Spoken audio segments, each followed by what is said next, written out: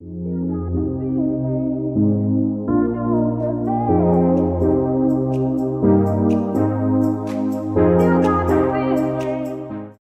nimaligini bilasanmi? O'zim aytaymi?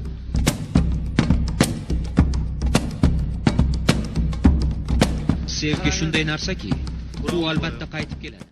Assalomu alaykum hurmatli kuzatuvchilar. Kazakov TV kanaliga va Janubiy Koreyaning Incheon shahri yaqinidagi Muido oroliga xush kelibsiz. Agar siz 2000-yillar boshidagi mashhur koreys seriallarini eslasangiz, Samoviy ishq serialini unutish qiyin. Kwon Sang-woo va Choi Ji-woo ijro etgan Chen Jun va Jin Shu hikoyasi millionlab tomoshabinlarni ekran qarshisiga jamlagan. Ammo serialda shunday bir joy borki, u voqealarning o'zidan ham ko'proq xotirada qolgan. Bu dengiz bo'yidagi oq uy. Serialdagi bu romantik uy aslida qayerda joylashgan? Bugun biz aynan shu joyni izlab, Janubiy Koreyaning Incheon shahriga, Muido oroliga boramiz. Videoga like bosib, kanalimizga obuna bo'lib qo'yishni unutmang. Qani unda biz boshladik.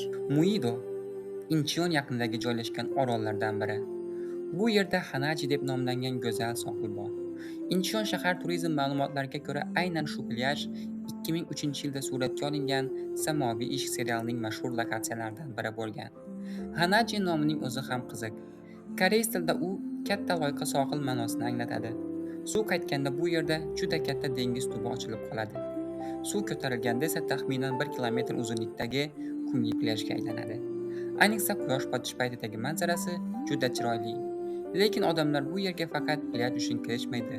Ularni bu yerga samoviy ishqning xotiralari ham olib keladi. Serialdagi oq uy va uning yonidagi katta pianino ko'plab tomoshabinlarning yodida qolgan. Aynan shu uy Chen Jun va Jin Shuning obrazlari bilan bog'liq eng ta'sirli sahnalardan biriga aylangan. Eng qiziq tomoni shundaki, bu oddiy yashash uyi emas, balki serial uchun yaratilgan suratga olish dekoratsiyasi edi. Bugun esa bu joyga qaraganingizda 2003-yildagi serial manzaralarini tasavvur qilish biroz boshqacha tuyg'u beradi. Chunki vaqt o'tishi bilan suratga olish dekoratsiyasi ham o'zgarib ketgan.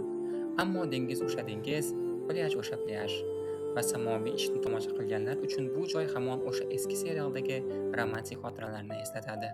Qizig'i, Muido orolining o'zi ham serial tufayli yanada mashhur bo'lgan. Bugungi kunda Incheon turizm tashkiloti Muido va Hanajini samoviy ishq suratga olingan joy sifatida ko'rsatadi. Demak, samoviy ishqdagi bu uy shunchaki serial dekoratsiyasi emas, u butun bir avlod uchun bolalik va yoshlik xotirasiga aylangan joy. 2003-yilda biz bu uyni televizor ekranida ko'rgan edik. Bugun esa uni xaritadan topib, haqiqiy joy sifatida ko'rishimiz mumkin. Va ehtimol eng qiziq savol ham shu.